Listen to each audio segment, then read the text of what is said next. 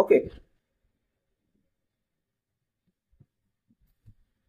ইয়াত কৈছে যে তলৰ কোনটো সংখ্যা 11ৰে সম্পূৰ্ণৰূপে বিভাজ্য ঠিক আছে 11ৰে বিভাজ্য সংখ্যা কেনেকৈ চিনি পাবা খুব মনোযোগেৰে চোৱা বহুত ইন্টাৰেষ্টিং হয় ইয়াত 11ৰে সম্পূৰ্ণৰূপে বিভাজ্য জানিবৰ কাৰণে আমি কি কৰিব লাগিব চোৱা সংখ্যাটো আমি এটা এৰি এটা কৰি পেলাই লিখি দুটা গ্ৰুপ বনাব লাগিব দুটা ভাগ কৰিব লাগিব যেনে ইয়াত 1 টো 3 টো আৰু 4 টো মানে এটা এৰি এটা হা প্ৰথমতে 1 টো ললো 2 টো এৰিলো 3 টো ললো 6 টো এৰিলো তাৰপিছত 4 টো ললো তেতিয়া হলে আমি 1 3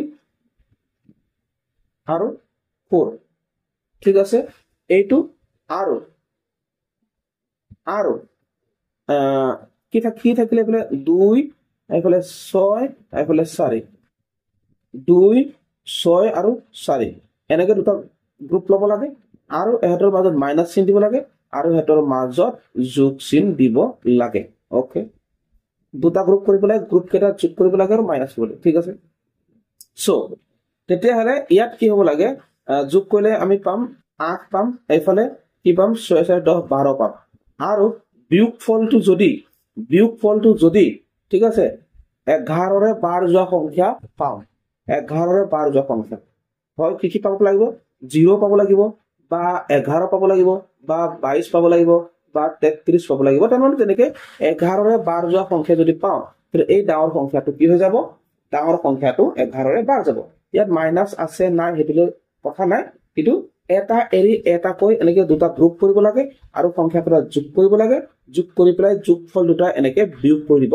লাগে ঠিক আছে তেতিয়া হলে যদি বিয়োগফলটো 11ৰে বাৰ যায় তেতিয়া হলে ডাঙৰ সংখ্যাটো 11ৰে বাৰ যাব কিন্তু এইটো ক্ষেত্ৰত 1 নম্বৰটো 11ৰে বাৰ না যায় তেতিয়া হলে 2 নম্বৰ টেষ্ট কৰো ওকে তোমালোকে ইজি পাইছা নে পাবা ঠিক আছে 2 নম্বৰ টেষ্ট কৰো 2 নম্বৰত চোৱা একেটা মোহাই লৈছো জাস্ট ওকে সো 2 নম্বৰটো যদি চাও 2 নম্বৰটোত কি আছে 9 আছে 0 টো এৰিলো 8 আছে 2 টো এৰিলো 7 আছে তাৰপিছত 6 গতিকে আমি 9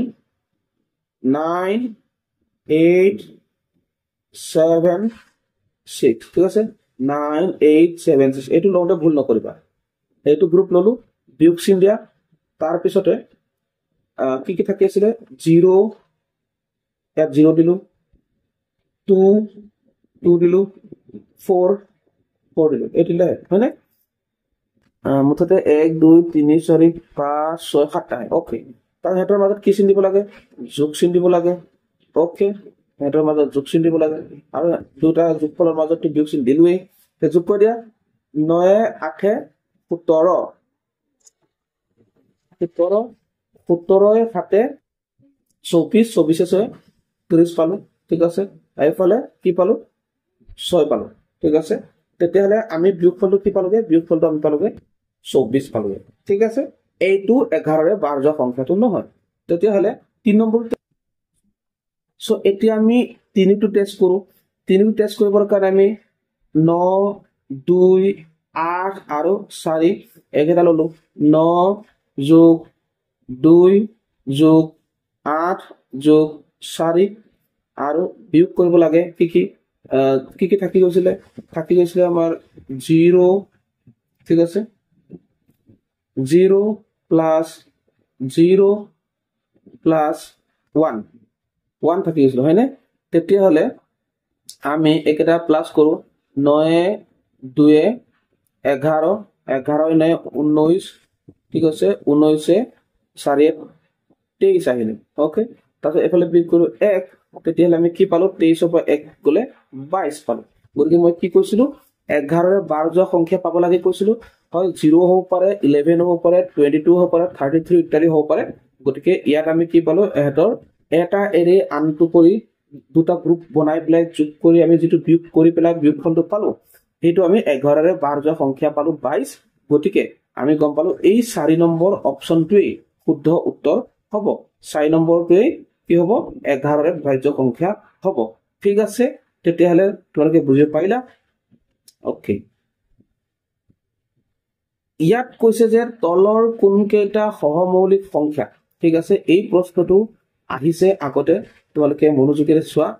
সহমৌলিক সংখ্যা কি সেইটো ভালকে বুজি লোৱা যে সহমৌলিক সংখ্যা মানে হৈছে সেইবোৰ সংখ্যা যিবিলাক সংখ্যাৰ গসাউ 1 হয়, ঠিক আছে, যিবিলাক সংখ্যাৰ গসাউ 1 হয়। এটা গসাউ মানে কি হয় চোৱা, চাই লোৱা তোমালোকে, যেনে 2 আৰু 4 এই দুটা সংখ্যাৰ যদি কথা কওঁ, এই দুইটা সংখ্যাক বাৰ যোৱা সংখ্যা কি কি, দুইটাকে বাৰ যাব লাগিব। দুইটাকে বাৰ যোৱা সংখ্যা যদি চাওঁ আমি পাম 1 আৰু 2, অৰ্থাৎ একেৰে 2 কো বাৰ যায়, একেৰে 4 কো বাৰ যায়, আৰু 2ৰে 2 কো বাৰ যায়, 2ৰে 4 কো বাৰ যায়, অৰ্থাৎ 2 আৰু 4 দুইটাকে বাৰ যোৱা সংখ্যাবোৰ হৈছে 1 আৰু 2। গতিকে এই যি 1 আৰু 2 ইয়াৰে ডাঙৰ সংখ্যাটো গসাউ বুলি কোৱা হয়, ঠিক আছে। আকৌ এবাৰ কৈ দিছো চোৱা, যেনে 5 আৰু যেনিবা 10, ঠিক আছে। সো দুইটাকে বাৰ যোৱা সংখ্যা চাব লাগে, 5কো বাৰ যাব লাগিব, 10কো বাৰ যাব লাগিব।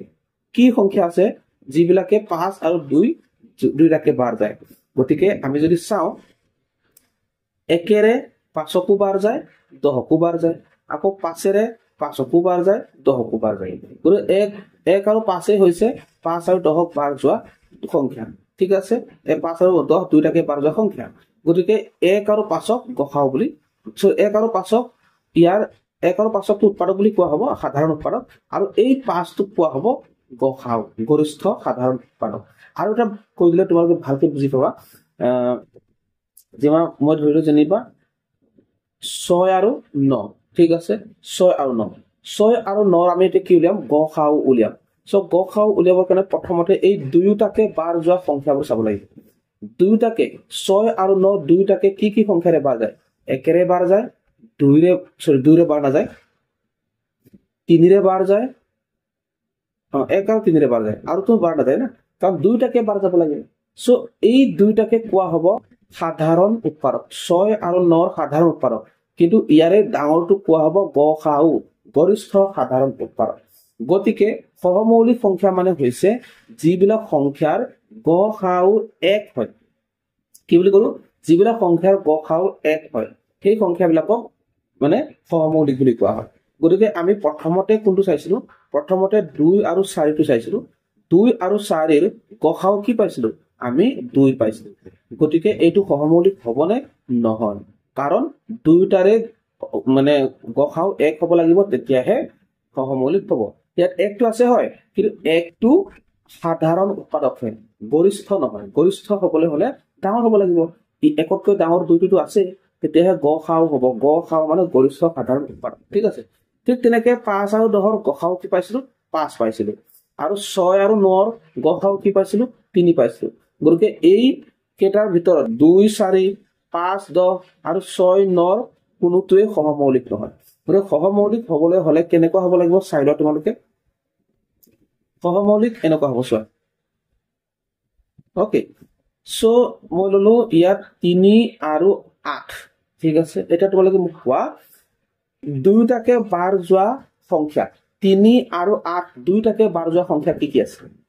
3কো বাৰ যাব লাগিব, 8কো বাৰ যাব লাগিব। এনেকুৱা সংখ্যা কেৱল এটাহে আছে, এইটো হৈছে 1। কেৱল একেৰেহে 3কো বাৰ যায়, 8কো বাৰ যায়। তাৰ মানে এই 1টো হৈছে এই 3 আৰু 8ৰ গসাউ। সেইকাৰণে 3 আৰু 8ক কি বুলি কোৱা হ'ব?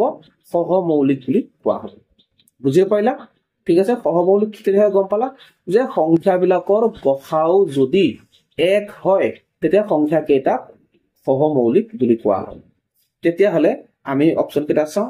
ইয়াত 7 আৰু 9, 7 আৰু 9ক বাৰ যোৱা সংখ্যা, 7 আৰু 9 দুইটাকে বাৰ যোৱা সংখ্যা কেৱল 1 আছে, অৰ্থাৎ 7 আৰু 9টো সহমৌলিক হয়। গতিকে ইয়াৰ উত্তৰ এইটোৱে হ'ব।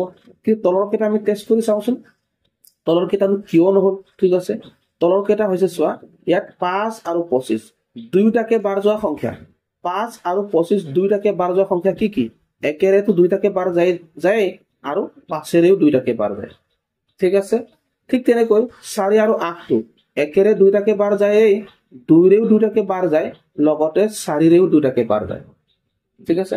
ঠিক তেনেকৈ 6 আৰু 34টো একেৰে বাৰ যায় আৰু 2ৰে বাৰ যায়, 3ৰে বাৰ যায় আৰু 6ৰে বাৰ যায় গতিকে এই কেইটা সহমৌলিক কেনেকৈ হ'ব সহমৌলিক হ'বলৈ হলে সংখ্যা কেইটাৰ গসাউ কি হ'ব লাগিব 1 হ'ব লাগিব ইয়াৰ গসাউ হৈছে 1 ইয়াৰ গসাউ 5 ইয়াৰ গসাউ 4 ইয়াৰ গসাউ 6 তাৰ ডাঙৰটোকে গসাউ বুলি কোৱা হয় ওকে গতিকে ইয়াতো ডাঙৰ সৰু বুলি কোনো কথাই নাই এটাহে ওকে ঠিক আছে সো ইয়াৰ উত্তৰটো কি পালা তেতিয়াহলে ইয়াৰ উত্তৰটো তোমালোকে পালা অপচন 1 2 অৰ্থাৎ 7 আৰু 9 ওকে